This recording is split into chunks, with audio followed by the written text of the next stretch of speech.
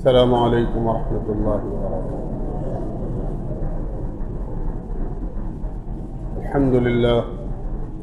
الحمد للہ رب العالمین، والصلاة والسلام على اشرف الانبیاء والمرسلین وعلى آلہ واصحابہ اجمعین، اما بعد فاعوذ باللہ من الشیطان الرجیم، بسم اللہ الرحمن الرحیم، ومن احسن قولا ممن دعا الى اللہ وعمل صالحا وقال اننی من المسلمین، صدق اللہ العظیم۔ میرے بھائیوں، دوستوں، عزیزوں اور بزرگوں،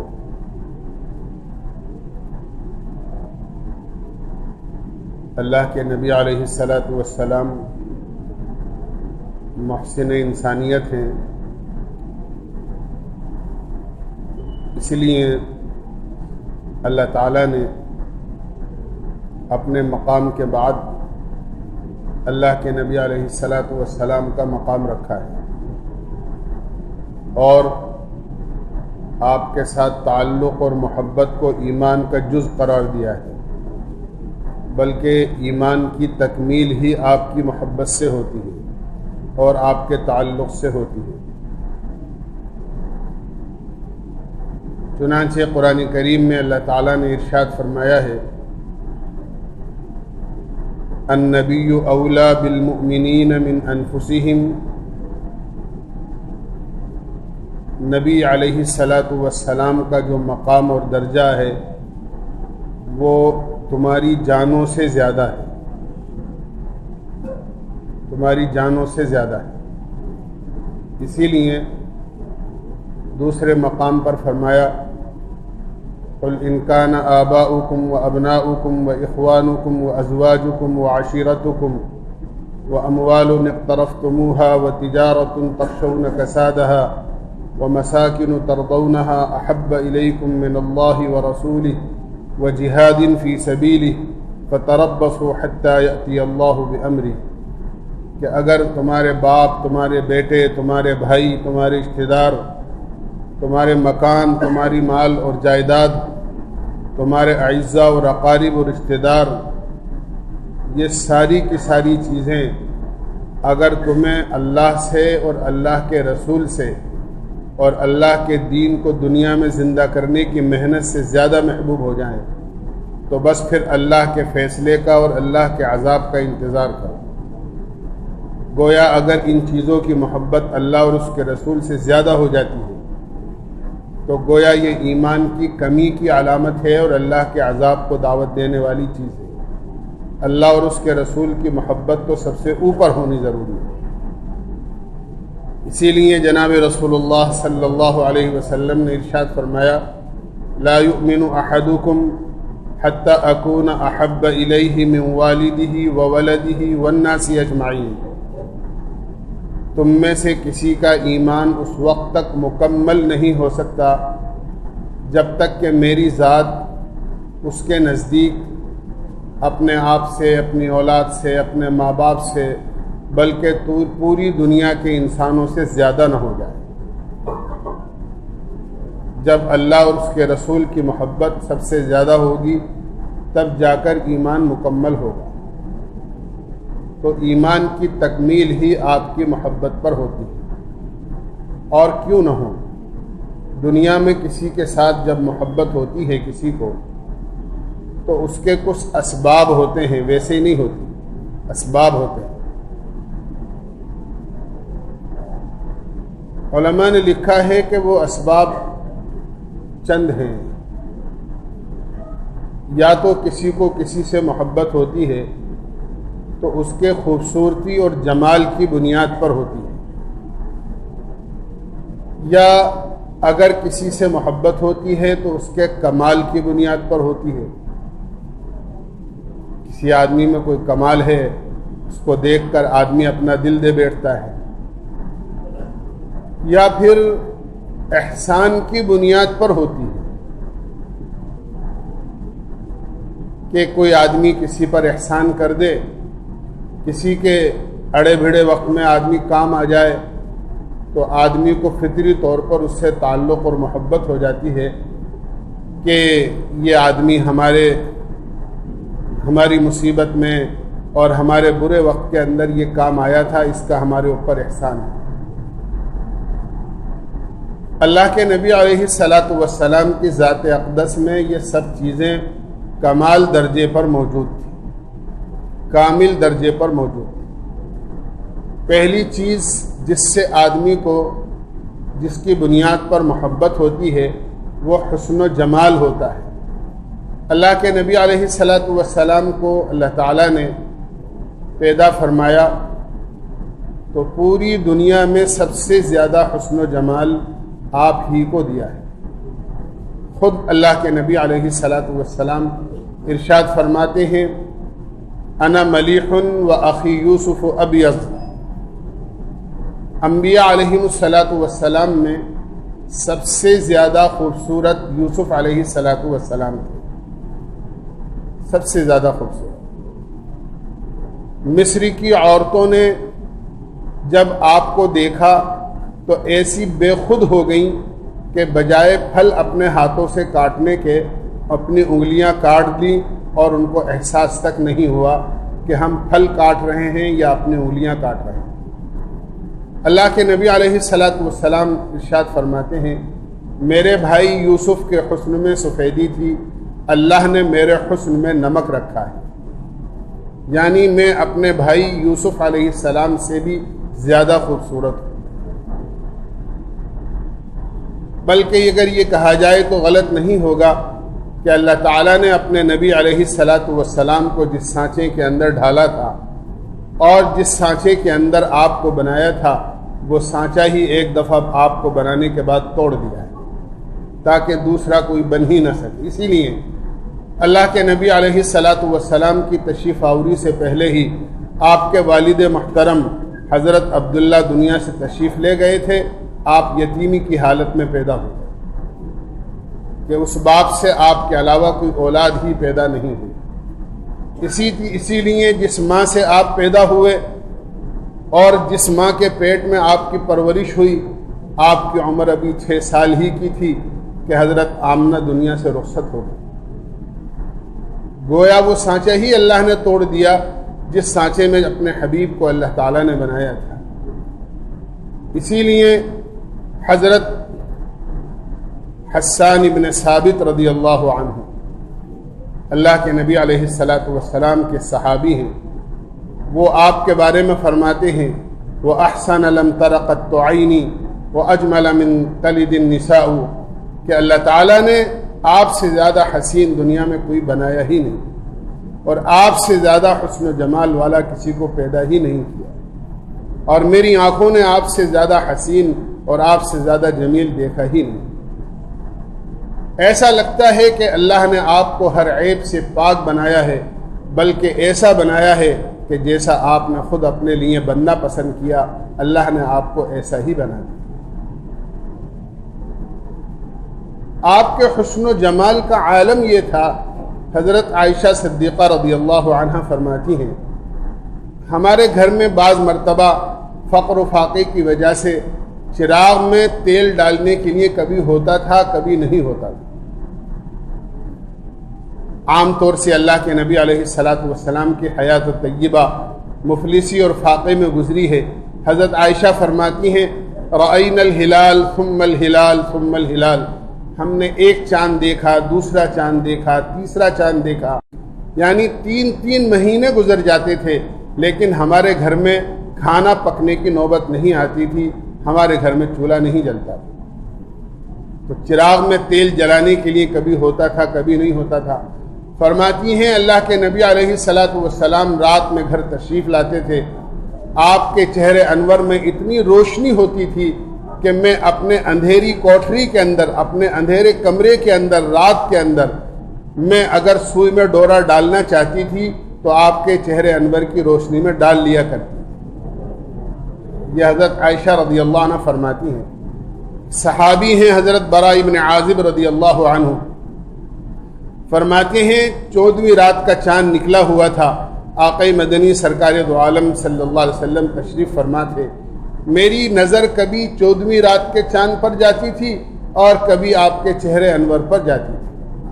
اور میں کشمکش میں تھا کہ آپ کے چہرے انور میں روشنی زیادہ ہے یا چاند میں چمک زیادہ ہے۔ مجھے یہ فیصلہ کرنا پڑا کہ چاند سے زیادہ روشنی اللہ کے نبی کے چہرے انور پر تھی۔ اللہ کے نبی علیہ السلام کو اللہ نے ایسا حسن و جمال عطا فرمایا، تو آپ حسن و جمال کے اندر بھی بالکل کامل تھے۔ آپ کے جسم اطہر سے خوشبو آیا کرتی تھی، آپ کے پسینے کے اندر جو آپ کے گرمی کے موسم میں، عرب کی گرمی بہت مشہور ہے، جو آپ کے جسم اطہر سے پسینے کے ریلے بہتے تھے، اس میں انتہائی مشک و گلاب کی خوشبو ہوا کرتی تھی، بلکہ اس کو باقاعدہ جمع کر کے رکھ لیا جاتا تھا، جس کو عطر کی خوشبو میں ملانے کے لیے، تاکہ اس کی خوشبو تیز ہو جائے، لوگ اس کو رکھا کرتے تھے۔ اللہ تعالیٰ نے جناب رسول اللہ صلی اللہ علیہ وسلم کو ایسا نرم و نازک بنایا تھا کہ آپ کے ایک خادم حضرت جابر رضی اللہ عنہ فرماتے ہیں، ما مسست دیباجا ولا حریرا الین من کف رسول اللہ صلی اللہ علیہ وسلم، میں نے کوئی ریشم اور کوئی روئی اتنی نرم نہیں پائی جتنے اللہ کے نبی علیہ السلام کے ہاتھ نرم تھے۔ آپ کے ہتھیلیاں اور آپ کے ہاتھ ریشم اور روئی سے زیادہ نرم تھے۔ تو اللہ تعالیٰ نے ہر اعتبار سے آپ کو حسن و جمال میں کامل بنا کر پیدا فرمایا۔ اسی طرح جناب رسول اللہ صلی اللہ علیہ وسلم کو اللہ تعالیٰ نے کمال بھی ہر چیز میں اعلیٰ درجے کا عطا فرمایا۔ دوسرا جو محبت کا سبب ہوتا ہے وہ کسی کا کمال ہوتا ہے۔ اللہ کے نبی علیہ السلام ہر چیز میں اور ہر خوبی میں آپ کامل تھے۔ آپ علم میں بھی ایسے کامل تھے کہ آپ کا علم اور سارے نبیوں کا علم یہ کسی طرح برابر نہیں ہو سکتا، بلکہ آپ نے فرمایا اوتیت علم الاولین والآخرین، اللہ تعالیٰ نے مجھے پہلوں کی باتوں کا بھی علم دیا ہے اور بعد کا بھی علم دیا ہے۔ چنانچہ اللہ کے نبی علیہ السلام نے آپ سے پہلے جو انبیاء علیہ السلام تشریف لائے یا ان کی امتیں آئیں، آپ نے ان کے حالات کے بارے میں بھی اپنی امت کو باخبر کیا، اور قیامت سے پہلے جو زمانہ ابھی آیا نہیں ہے اس وقت میں کیا کیا حالات پیش آئیں گے، اللہ کے نبی علیہ السلام نے ان باتوں کی بھی آپ نے خبر دی۔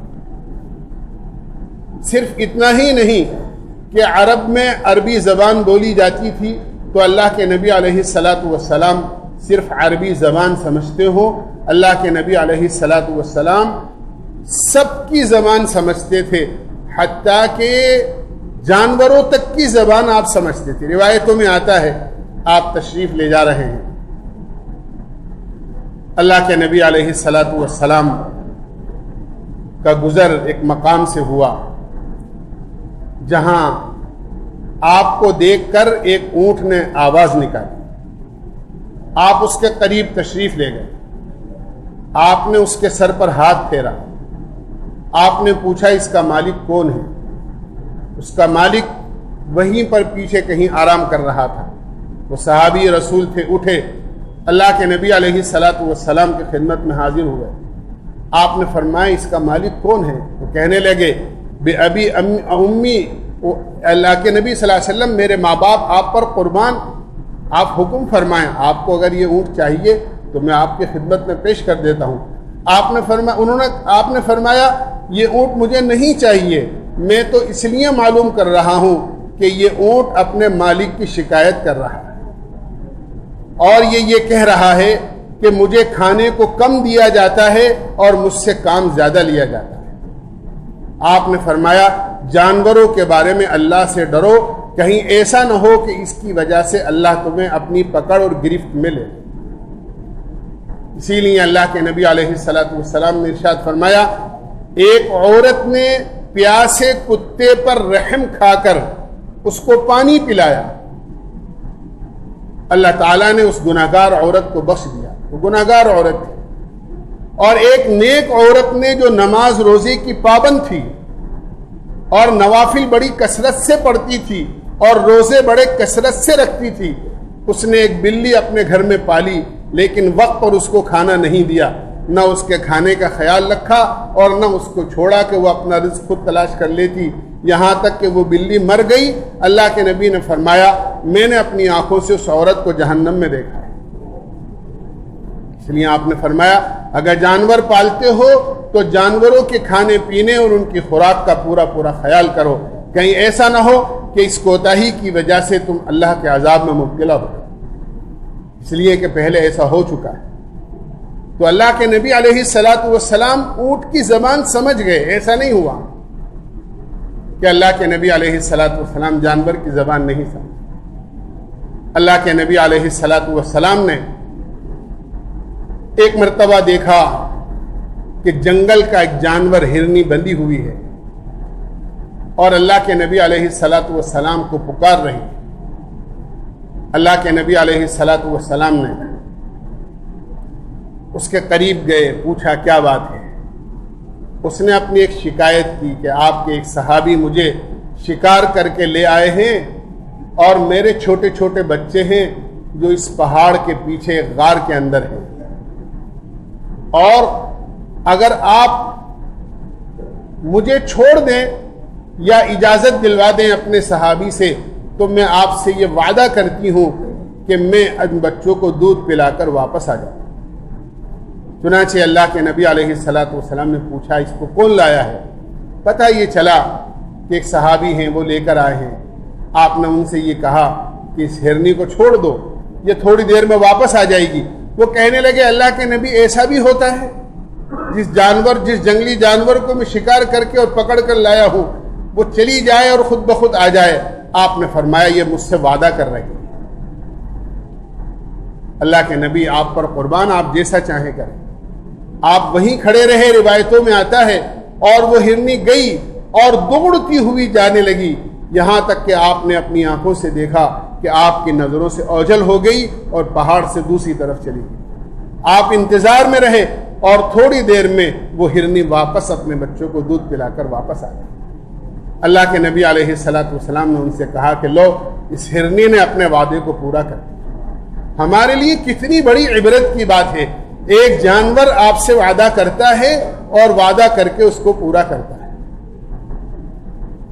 ہم اللہ کے نبی علیہ الصلاۃ والسلام کی محبت کے دعوے دار ہو کر آپ کو اللہ کا نبی تسلیم کرنے کے باوجود اللہ کے نبی علیہ الصلاۃ والسلام کی کتنی بات مانتے ہیں. یہ ہر ایک کو غور کرنے کی چیز.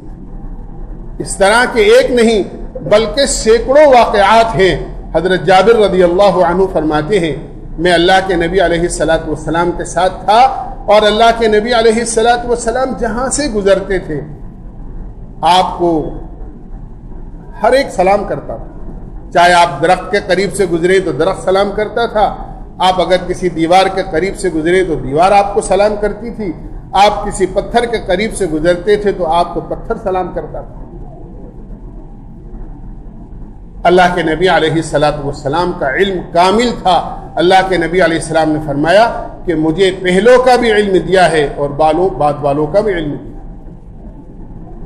آپ اخلاق میں بھی کامل، ایک ایک چیز میں آپ کی ہر چیز کامل تھی. علم بھی آپ کا کامل تھا، آپ کے اخلاق بھی ایسے کامل تھے.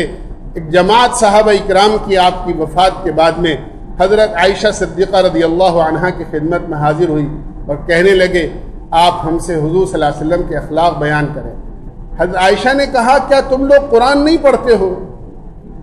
صحابہ نے کہا ہم لوگ قرآن تو پڑھتے ہیں. فرمایا خلقہ القرآن، آپ کے سارے اخلاق پورا قرآن ہے. جو کچھ قرآن کے ورقوں میں اور اوراق میں موجود تھا وہ سب کا سب اللہ کے نبی علیہ الصلاۃ والسلام کی زندگی میں موجود تھا. زندگی کا کوئی لمحہ، زندگی کا کوئی گھڑی گھنٹہ، زندگی کا کوئی وقت، زندگی کی کوئی نقل و حرکت آپ کی قرآن سے ہٹ کر نہیں. آپ چلتا پھرتا قرآن تھے. جو کچھ اللہ کی کتاب میں موجود تھا وہ سب جناب رسول اللہ صلی اللہ علیہ وسلم کی حیات طیبہ میں موجود تھا. اللہ کے نبی علیہ الصلاۃ والسلام کا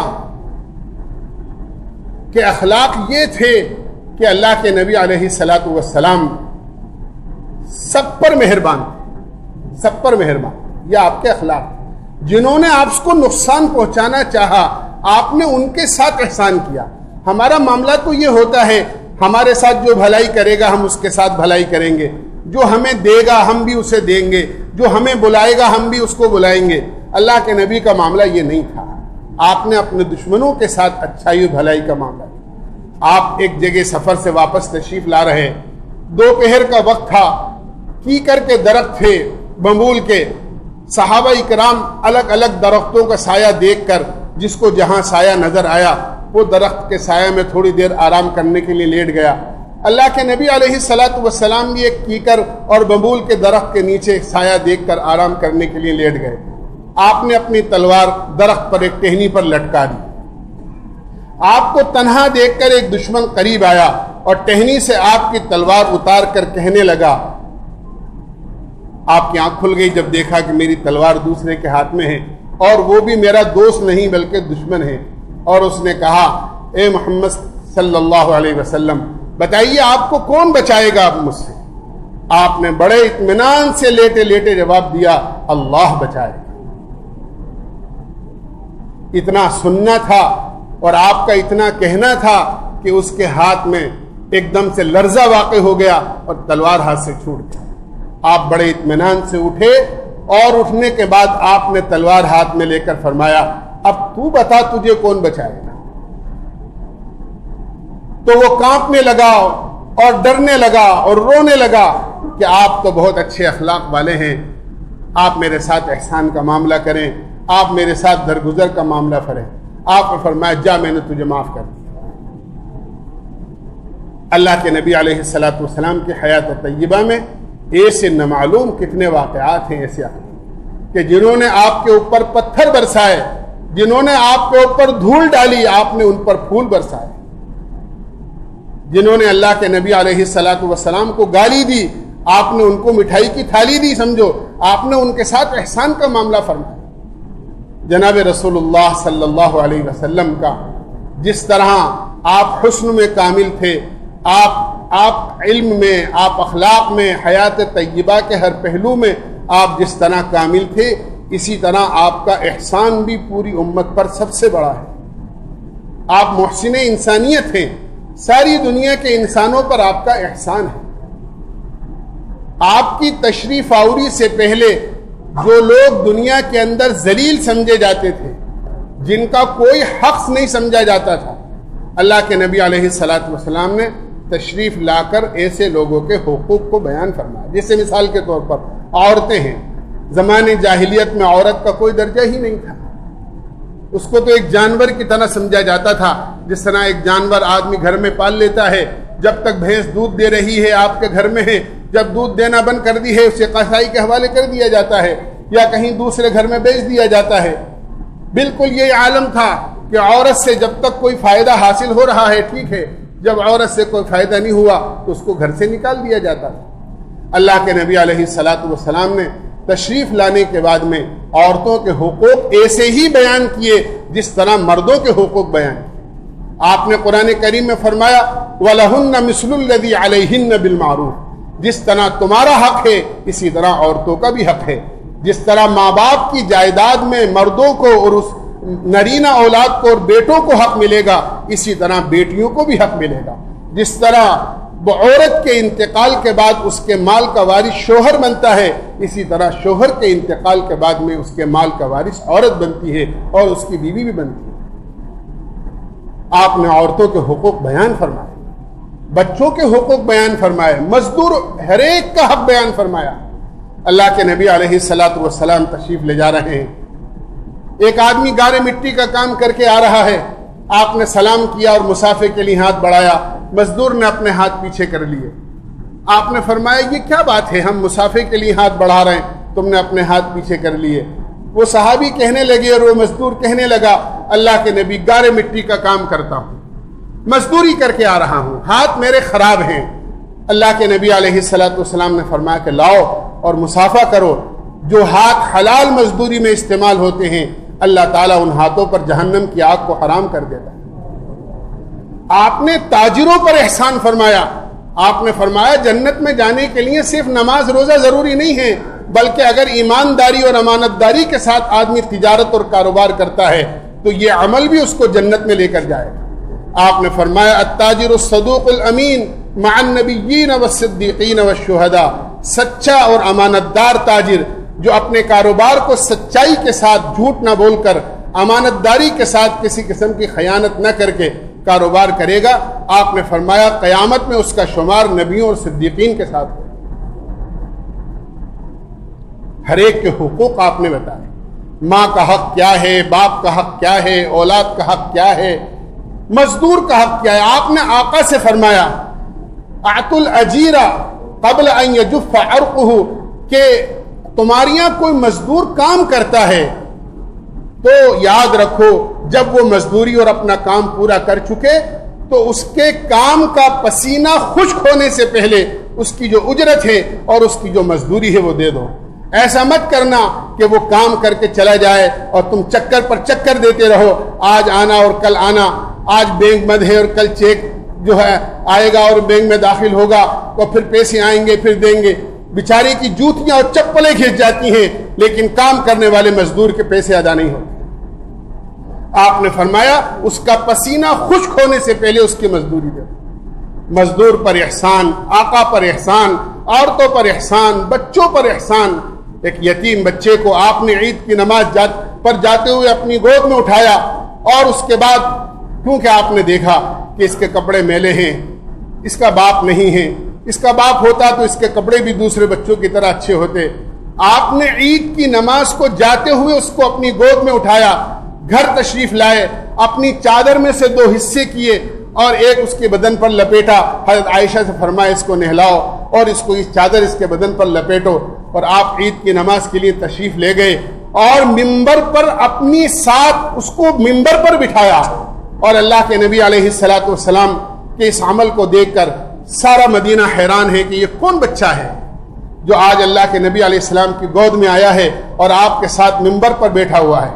اللہ کے نبی علیہ الصلوۃ والسلام کی اس حیرانی کو دیکھ کر صحابہ کا جب نظروں سے آپ نے سوال محسوس کیا، آپ نے فرمایا یہ مدینے کا یتیم بچہ ہے، اور آپ نے اس کے سر پر ہاتھ رکھا اور فرمایا جو یتیم بچے کے سر پر ہاتھ رکھتا ہے اللہ تعالیٰ جتنے بال اس کے ہاتھوں کے نیچے آتے ہیں اس کے اعمال نامے میں اتنی ہی نیکیاں لکھ دی جاتی ہیں۔ اور پھر آپ نے فرمایا انا وکافل الیتیم کہاتین، جس طرح یہ یتیم بچہ اور میں آج ممبر پر دونوں ایک ساتھ کھڑے ہوئے ہیں، اگر دنیا میں کوئی آدمی کسی یتیم کی کفالت کرتا ہے اور اس کی پرورش کا انتظام کرتا ہے تو قیامت میں وہ آدمی جو یتیم کی پرورش کرنے والا ہوگا وہ اور میں دونوں ایسے ہی برابر ہوں گے جیسے آج اس ممبر پر یتیم اور میں دونوں برابر کھڑے۔ ہر ایک کا حق آپ نے بتایا، تو آپ کا احسان پوری امت پر ہے۔ اسی لیے جناب رسول اللہ صلی اللہ علیہ وسلم کے ساتھ محبت کرنے کا حکم ہے، اور یہ ایمان کی تکمیل اور ایمان کے کمال کی علامت ہے۔ اللہ ہمیں سمجھنے کی اور عمل کی توفیق نصیب فرمائے۔ وآخر دعوانا